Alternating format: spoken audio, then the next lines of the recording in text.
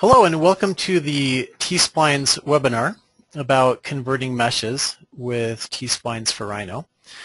I'm your host, Matt Cederberg from T-Splines, and Juan Santocono, also from T-Splines, is here to answer your questions throughout the webinar. So the way this works is that all attendees are muted, and you will remain muted throughout the webinar so that the sound remains clear. However, we welcome your participation, and if you would like to ask a question during the webinar, just type the question in on the box of the side of your screen. One will be typing answers back during the webinar. We will also answer other questions verbally at the end of the webinar. Any questions not answered will be answered via email afterwards. Today's webinar is focused on converting meshes to smooth surfaces with T-Splines for Rhino. Let me first give a brief introduction about what T-Splines for Rhino is.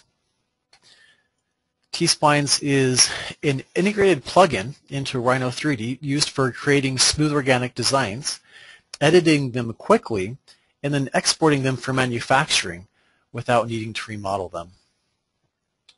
T-Splines is used in a number of industries, including consumer product design, jewelry, toys, architecture and sculpture, and vehicle and marine design. And you can tell just from these examples the type of shapes that T-Splines is used for. It's commonly used for creating free-form and organic shapes. Now, most of these shapes were actually created from scratch inside the T-Splines for Rhino plugin, but today we will focus on another powerful way to generate smooth T-Spline surfaces, which is converting T-Splines from a mesh.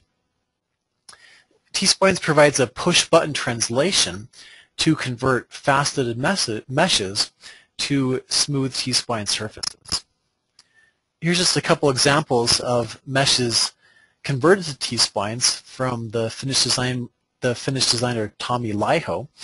Tommi uses T-Splines to convert all sorts of meshes to high-quality smooth surfaces, from automotive designs even to the self-portrait of his own head. However, not all meshes are good candidates for conversion, and during the webinar we will focus on two different types of meshes.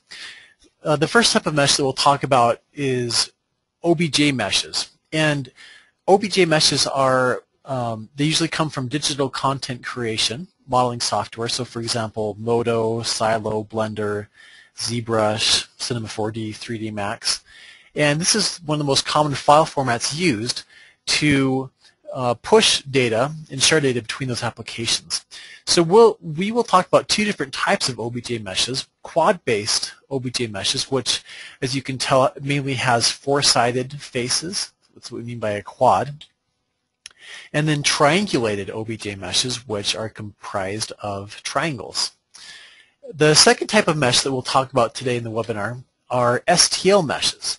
Now, STL meshes can commonly come from scan data, from finite element analysis meshes, and also from just meshing a poly surface in a program like Rhino. So here's just some close-ups on what STL meshes look like. So you can see that STL meshes are usually very finely triangulated, or if it's a meshed poly surface, you'll usually find dense triangles on the borders of trimmed surfaces.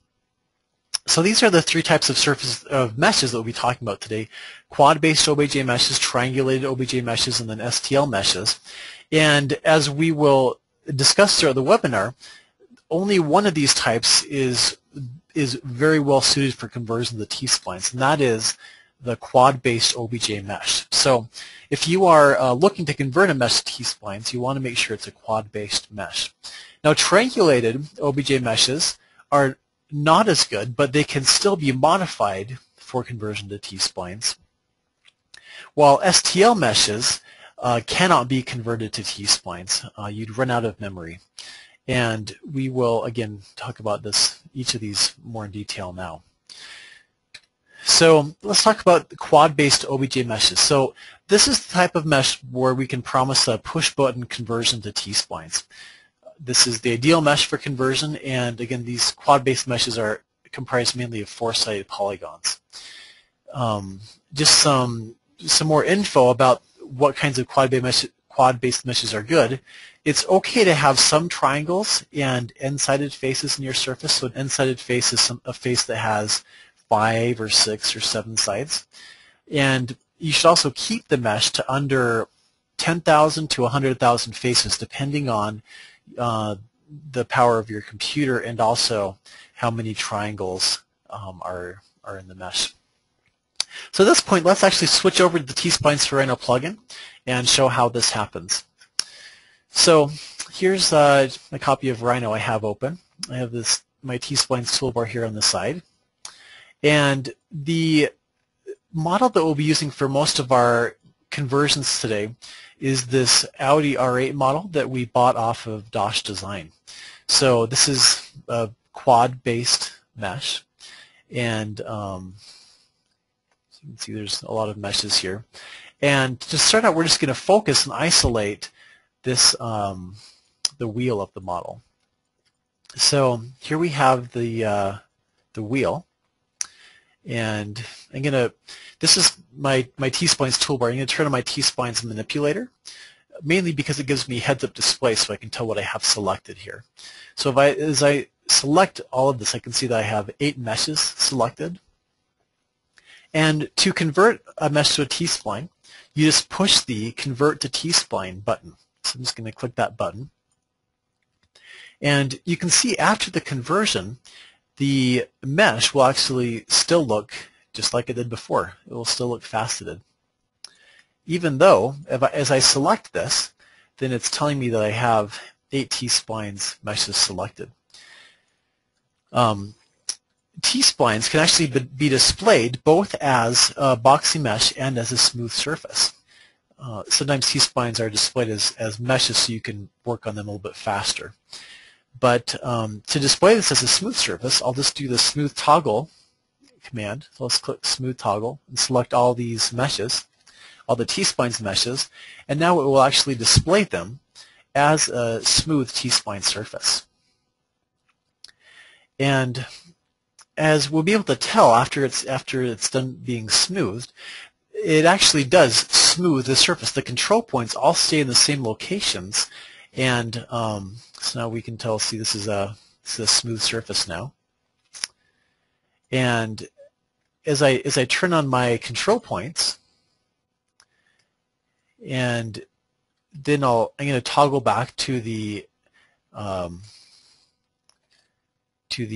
box mode to see the T-Spline as a mesh. Let me select everything and then toggle with the smooth toggle.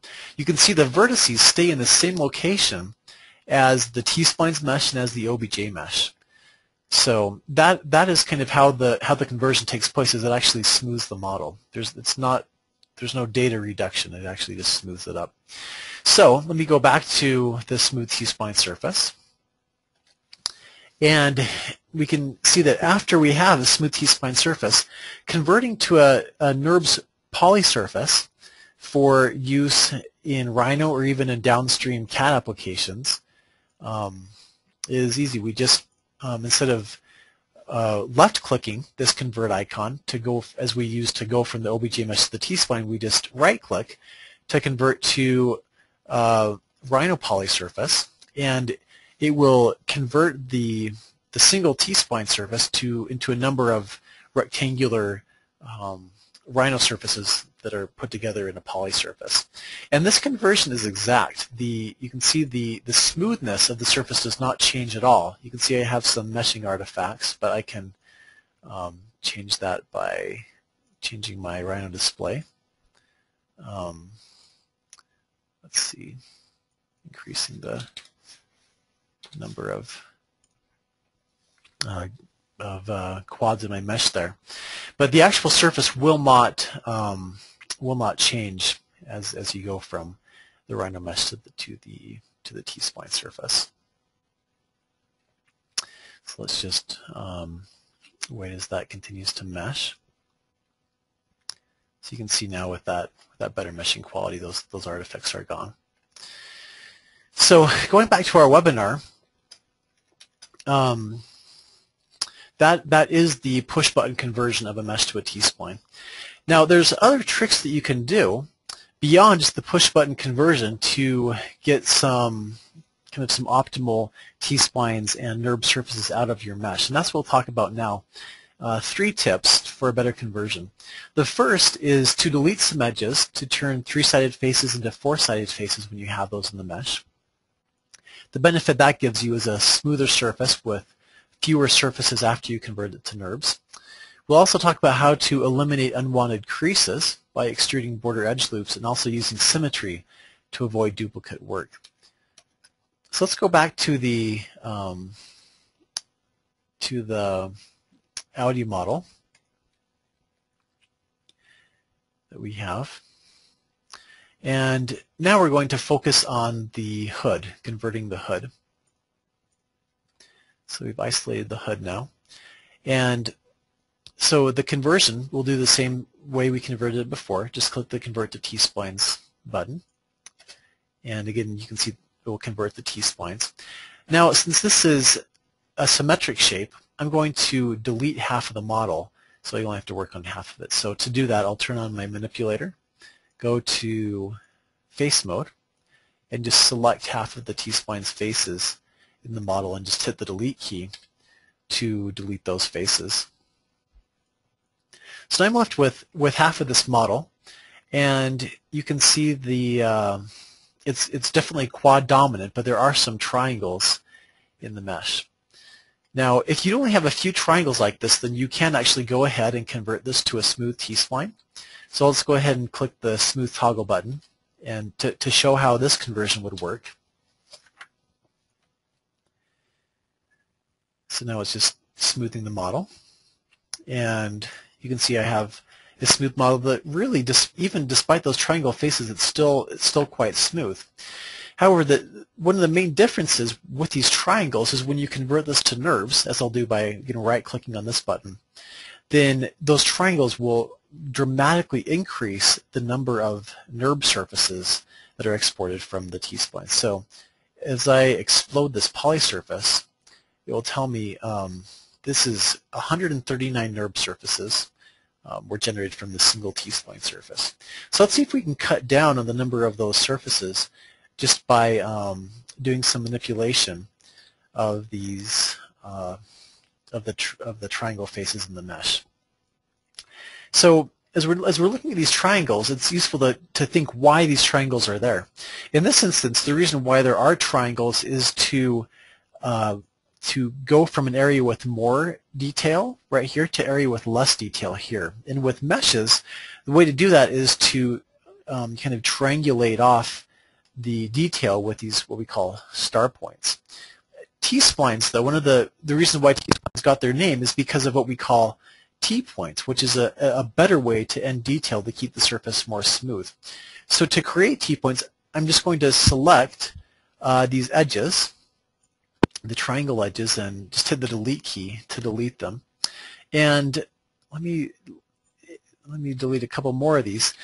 The goal is to flow the detail with T-points. So you see I have some red dots here, which means I need to do something about those points. So I'll just connect them to get some nice edge flow here. And then I'll use this insert point command again to flow this isocurve up here. So you can see now I still have good isocurve flow, and here I've just teed off these isocurves because there's no detail further on. That same thing's happening here. I have more isocurves here that are kind of being brought down to one isocurve. So rather than using triangles to end that, I'm again going to delete those edges and then insert a point to push out and connect that edge there. I think I have that happening again here. Again, more detail going down to just one edge. So I'll delete those, and again use the insert point command to add an edge here. There's some more triangles down here, and looking at these triangles, they're not used necessarily to end data, and I'm actually not quite sure why they're there, so I'm just going to delete those to leave me with some quads. And I'll again delete these edges to turn those triangle faces into quad faces. So now I've eliminated most of the triangle faces. There's still a few triangle faces here on the borders that I'm just going to go ahead and leave in there. But before I convert this to T-Splines, though, I'm going to make sure that these new T-points are identified as T-points. So the way to do that is to use the, go ahead and pull out my T-Splines toolbar a little bit more, to use this Edit Layout icon. And what that will do is it allows me to change these that used to be start points and turn them into T-points just by clicking on them.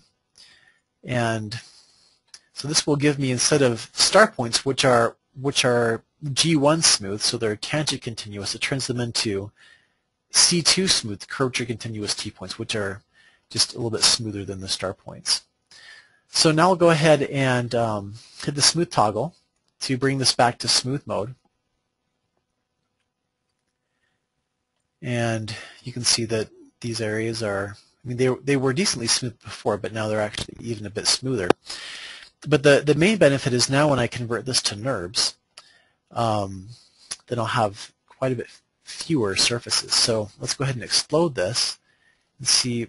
Now I've cut this down to 57 surfaces, which was compared to 139 surfaces before. So just by eliminating triangle faces where I can and reflowing the data with those T-points, I'm able to cut the number of eventual NURB surfaces, in this case, by a third.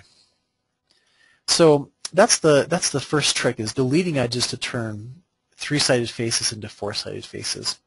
Now we'll talk about eliminating unwanted creases by taking a look at a different part of this Audi. Let's look at the side panel here. And so here, again, we have a mesh, and we'll just convert that to T-Splines. So we have the T-Spline mesh.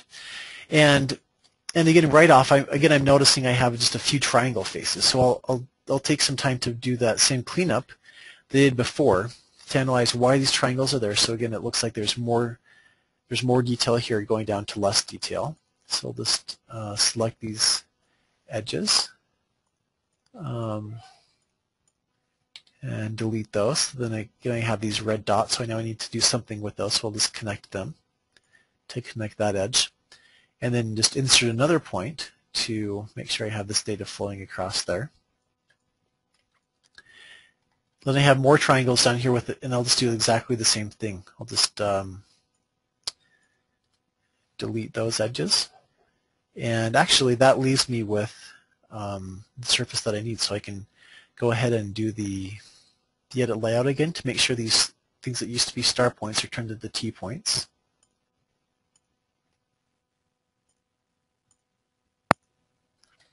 And can do that here as well. Go ahead and hit enter. And it looks like I missed it. Here's a triangle face here that I can just go ahead and delete. Just delete that edge. And now let's see what happens when I use the smooth toggle command to convert this to a smooth T-spline. You can see those areas are smooth there. But as I turn around my model, then I have here actually a crease that's shooting out. There's a crease there and a crease here. And the reason why that crease is happening is because we have this interior corner, and if you have an interior corner like that on a T-spline, then you will kind of take the sharpness of that corner and shoot it into the model. There's an easy way to fix that, and that's by adding a new row of edges on the border. So that way it will kind of push this corner farther into the surface, and it will no longer have the sharp edges. So to extrude all of those border edges, I could go through and just click all of the edges and then hit extrude, but that would be rather tedious to select all of them. So actually I'm just going to marquee select every edge in the whole mesh and then hit the extrude icon. And it will give me a warning that only border edges can be extruded. And so actually it will unselect every edge that's not a border edge and just extrude the border edges. So that's a nice shortcut. So with this extra layer of edges, now I can look in here and see that I no longer have a sharp crease there. And I can increase the tessellation settings. So so I have a smoother tessellation there. But you can see now I have a nice smooth edge there and no longer have a sharp crease going into my model.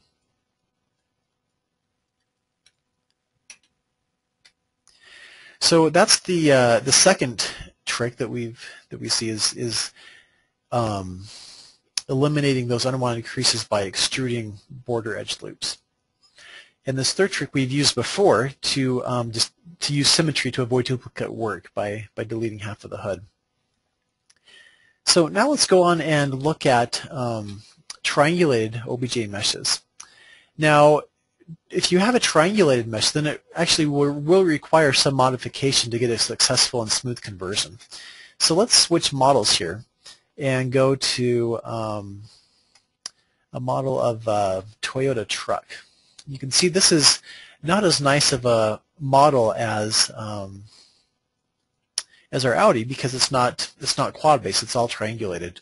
And if you have a model that's triangular like this that you want to get into T-Splines, if you have any access at all to the original quad mesh, I would highly recommend just going back to that and exporting a quad mesh because this is very difficult to use. But if all you have is a triangulated mesh, then there's still some tricks we can use to use this in T-Spline. So we're just going to focus again on the hood here. And again use the trick of deleting half of the hood because we want to apply symmetry, because we want to just do the work half as much instead of all the time. So we'll convert this to T-Splines, then go to let's see, face mode, and just delete half of those faces. So what we need to do is we have all these triangles, but we really just need to get those into being quads.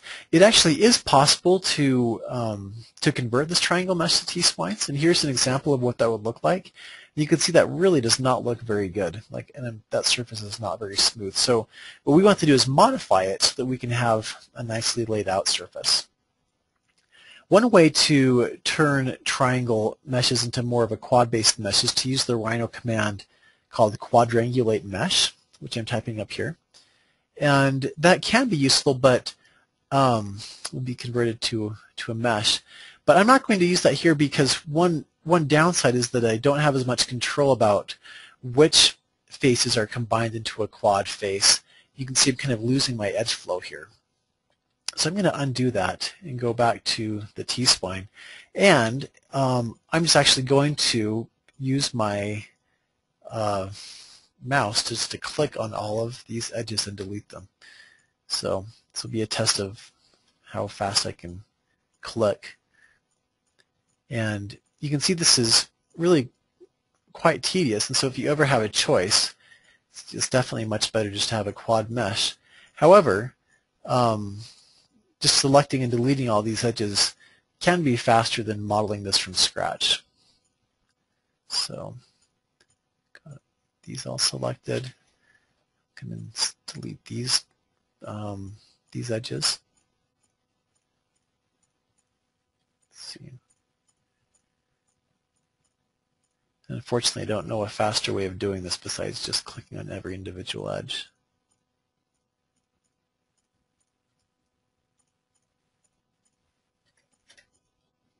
Let's see. Okay, got those done. And we just have this little section here to take out the triangles. Oops.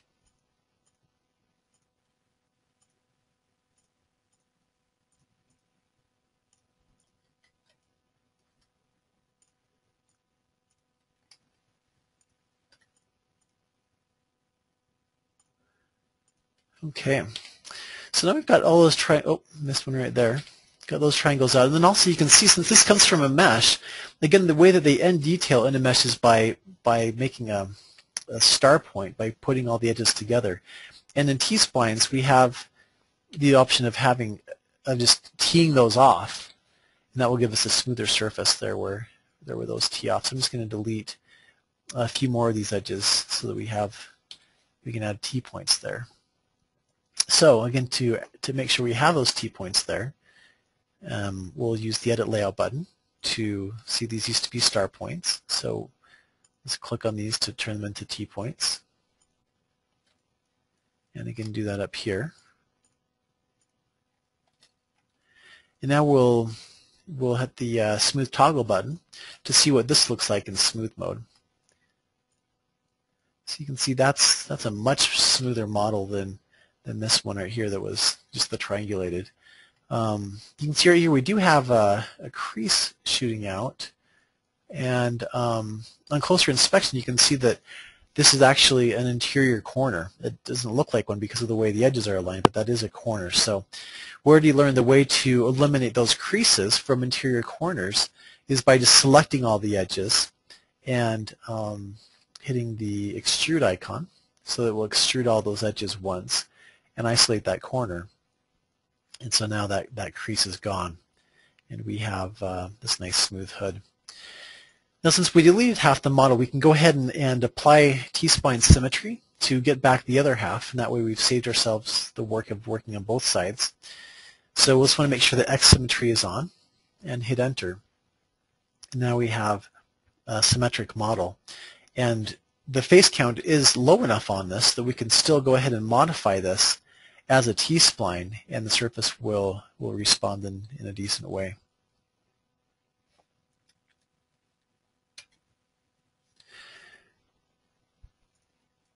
So let's just show one more example of having a triangulated mesh and bring that to T-splines. We won't step through all of the processes with this one, but again, we have a triangulated mesh, convert that to T-splines, and just go through the same process of thinning out and getting rid of those triangles to create a T-spline mesh, and then that gives you a smooth surface that you can bring to NURBS.